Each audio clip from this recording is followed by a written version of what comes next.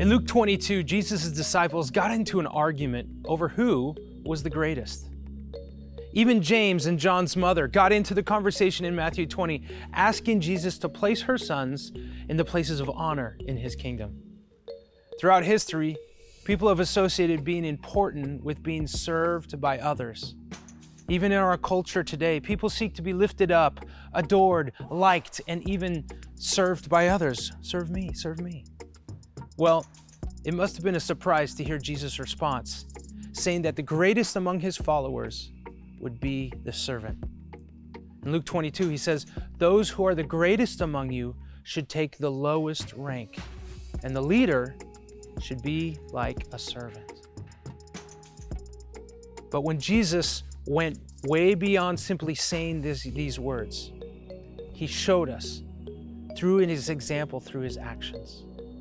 I believe this is the key challenge to what it truly means to be a follower of God, our actions. Jesus lived out this example, not simply words, but in action when he washed his disciples' feet in John chapter 13. Washing by hand the sweaty, dirty, stinky feet of another person was one of those disgusting jobs a lowly servant wanted to avoid as much as possible. You know those jobs that everyone puts off, hoping that someone else will do? Maybe for you, it's taking out the trash. I know that's for me in my house. Maybe it's cleaning the toilet or doing the dishes. Perhaps at work, it's cleaning out that break area. You know, the one that no one ever cleans? If I were to ask you what the worst task about your job that everyone else avoids, I'm sure you could come up with an answer pretty quickly. Well, Jesus didn't wait for anyone else to do the job. He led by example. Hopefully, an example that we can choose to follow. It says that he got up from the table.